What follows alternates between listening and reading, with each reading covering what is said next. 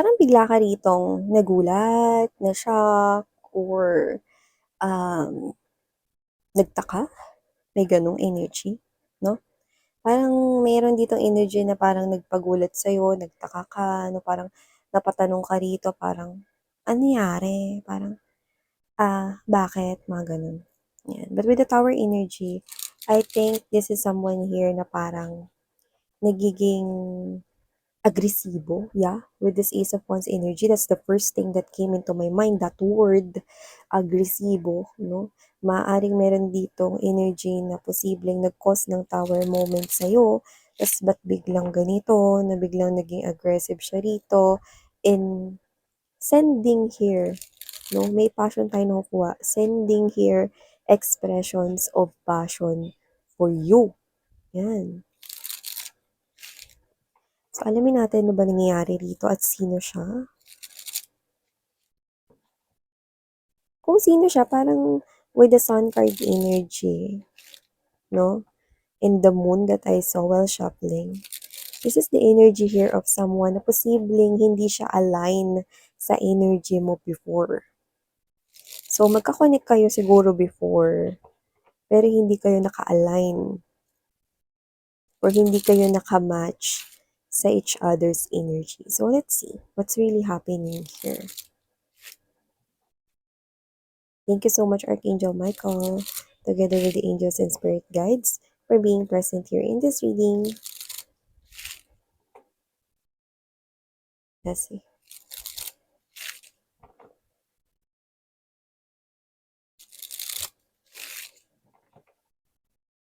Okay. Yeah, I love this mini deck. So cute.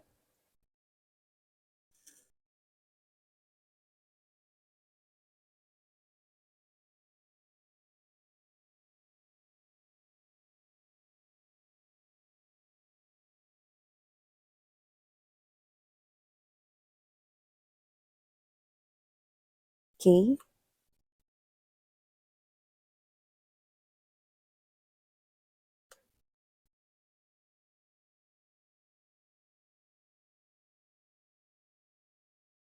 Oh, okay. Ayun. Ayun na nga yun.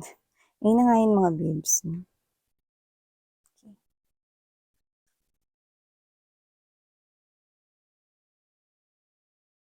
So, hey there mga my loves collective. Thank you so much for always staying here with me in this channel, babes. So, before we start your reading, reminders muna kasi na hindi po ito for everybody. So, just pick up only the messages you think are for you. At kung feel mo na ang reading na to ay para sa'yo, then this reading might be really for you. So, kung hindi niyo pa knows mga babes, meron pa po tayong ibang channel. Link is down below sa ating description box. Kaya naman kung interesado ka rin na tumambay dyan, then pwede ka rin tumambay dyan mga babes. Yan. So, wala po tayong gender dito. Babae, lalaki, LGBT, welcome. At sa mga new subscribers, ako po si Yan Tuloy. Welcome po kayo dito. At sa mga returning viewers, thank you po sa inyong warm love at supportang patuloy na binibigay. So, yun nga mga babes, no? Pwedeng ito ay tapos na, nangyari na sa iba. Sa iba naman, pwedeng nangyayari sa kasalukuyan. Sa iba ay pwedeng hindi pa at isang prediction sa kanilang future. But I'm seeing someone here with the Two of Swords energy, Knight of Wands, Six of Coins, and there's this strong Six of Cups to the Magician energy. I'm seeing someone here. Ihanda mo na yung sarili mo kasi makukulitan ka sa kanya. Yan o. Sino ba yan, Miss Yan? Ba't naman ako makukulitan sa kanya? Well, I must say that this is someone here na ex mo lang naman. And this ex of yours ay talagang sobrang gustong-gusto niya na makipagbalikan sa inyo. So, this person here, I think palagi siya ritong susulpot, okay, sa harapan mo. Posibleng araw-arawin nito na puntahan ka, or araw-arawin ka niyang kulitin, or maya't maya ka niya ritong kulitin, okay? Maybe sa paggamit ng mga social media applications, baka i-chat ka niya using Messenger or Instagram or any form of social media platforms, yan, no, could be anything. email, Viber, Telegram, whatever. Pwede rin naman na phone call, tawag, or text message. So, ano mang pamamaraan, pwede ring puntahan ka nito, no, madalas. Okay? So, nakita ko dito that your ex is really eager to reunite here with you, to bring back the connection that once was lost. And this is this person's energy, the full card energy, the energy of wanting new beginning here for the both of you. Wanting to rekindle your love, no? Together, magkabalikan kayo, bumalik kayo sa piling niya. Yun ang main goal nitong ex mo. So this person, kung sino man siya, I do see that this person will create a lot of foolish things na parang hindi niya na rin alam kung ano yung mga sinasabi niya dito. Parang kung ano-ano na lang, no? Kasi parang nauubusan na siya rito ng sasabihin at gagawin, no? So darating yung point na marami siyang gagawin na ganun, no? Parang mga foolish acts. Pero with this Four of Swords energy and there's this Knight of Pentacles, well, I must say, medyo may pagka-sincere naman siya sa energy niya. So, nakita ko dito na parang seryosong-seryoso talaga siya rito na makipagbalikan sa'yo or makabalik kayo sa buhay niya. You know, parang all in na ako, tataya ko na lahat para bumalik lang si Collective sa buhay ko. Kahit na magmukha pa akong timang sa harapan niya. You know, this person here, well, I must say with the Four of Swords energy, Magician, and there's this strong full card, I do see that this person here is actually napapanaginipan ka niya rito. Okay? Napapanaginipan ka niya rito na kinakausap mo siya, napapanaginipan ka niya rito na madalas, yan, no? I miss yan, paano naman nangyari yun? Eh, hindi ko na nga iniisip yung ex ko na yan. Yan. Kung sino man to sa mga ex mo, ewan ko, pero nakita ko dito na itong person na to, no, is napapanaginipan ka niya, hindi dahil iniisip mo siya, kundi dahil sobrang iniisip ka niya na halos wala nang laman yung isip niya rito, kundi paano mo pagtatagumpayan na makabalik kayo sa buhay niya. Yes, ganun yun. Okay? Kaya nga minsan napansin ninyo, pag bago kayo matulog, tas nanood kayo ng horror film or suspense trailer, di ba sa panaginip ninyo, nadadala nyo rin yun, no? Ay, ako, hinahabol ako ng malaking ano, yan, no? So, whatever the case may be, ganun yun. Kasi, this person, before going to sleep, he or she keeps on thinking about you while nakatulala siya sa kisame, habang nagpapaantok, ikaw yung laman ng isip niya ano, at ready akong pumusta rito, na ikaw yung laman ng isip niya 'no, kahit na magdamag 'no, kahit nasa trabaho siya, nasa school, ano man yung ginagawa niya, ano man yung mga bagay rito na pinagkakaabalahan niya, ikaw ay dalang-dala niya rito laman ng kanyang isipan. So, nakita ko dito 'no, na even before he or she goes to sleep, this person's thinking about you. And after waking up in the morning, no, pagdilat ng mga mata niya, ikaw na agad yung laman ng isip niya. This person keeps on checking his or her phone. Okay? Might not be waiting for your message or for your reply or for your response, pero bahagi na din yon. Pero this person here is making sure na lagi niyo na-check first thing in the morning, no, yung updates about you, might be following you on your social media, Facebook, Instagram, or TikTok kung may post ka or whatever. This person, ikaw na yung nagiging bisyo niya. You are already consuming this person's daily routine. At nakikita ko dito na parte ka na ng daily routine niya dito, no? Kahit na hindi naman ikaw ang nagpapasahod sa kanya. So, nakikita ko dito abalang-abala siya dito, busy-busy siya, no? Saka iisip sa'yo. Kaya naman, I doubt kung hindi ka naiisip na tong person na 'to kasi dito kitang-kita ko na parang na siya ditong pakabuya, no, na parang na siya ditong timang, no, full sa kakaisip, no, ng strategies at nakikita ko na pagpupuyatan at pag-iisipan niya pa 'to ng magdamagan dito up until makaisip siya ng right way to go back to you. No, alam mo yung parang makukulitan ka dito kasi balik-balik na siya sa'yo rito, parang, "Alam mo napanaginipan kita kagabi, Collective. Alam ko na ninanais mo rin akong makabalik sa buhay mo, mga gano'n. Na parang, "Hoy, kambyo naman diyan," 'di ba? So, alam mo kung bakit nagkakaganyan siya? Kasi lahat ng mga bagay gagawin niya. Kahit na parang mga imbento niya na lang, kahit na parang eto siya na hindi niya na alam yung realidad sa illusion, 'no? Kasi nagfa-fantasize siya sa'yo, nagde-daydream siya sa'yo kasi yun yung gusto niya mangyari. Kaya yun na rin yung napapanaginipan niya, 'no? Na ikaw yung lumalapit at nagmamakaawa sa kanya, magbalikan kayo, na bumalik ka na raw sa buhay niya at niyayakap mo siya ng mahigpit, na wini-welcome mo siya rito, hinahalikan at niyayakap 'no, at nagkakaroon na ng rekindle sa inyo, yun ay ilusyon, 'yan. Ilusyon 'no, daydream, bunga ng kanya rito na masyado na pag-iisip sa'yo at lahat ng mga sobra ay hindi maganda. Nasobrahan na siya rito kakaisip sa inyo. Kaya yung mga bagay rito na alam niya na ginagawa niya is posibleng hindi na rin siya nagiging aware kung nasa realidad pa ba siya or nasa ilusyon siya, 'yan. Alam mo kasi gano'n yun, eh, patuloy ka niya ritong iniisip, patuloy siya naghahangad dito sa'yo. Kaya itong person na 'to with the Chariot card right here in Eight of Pentacles energy, patuloy pa rin siya rito 'no, na lalapit at mag-iisip ng mga pamamaraan upang makuha ang iyong atensyon na parang, "Baliw ka ba? Naririnig mo ba yung sinasabi mo? Ako, dinalaw kita sa panaginip mo, tapos gusto ko makipagbalikan sa'yo. Ha!"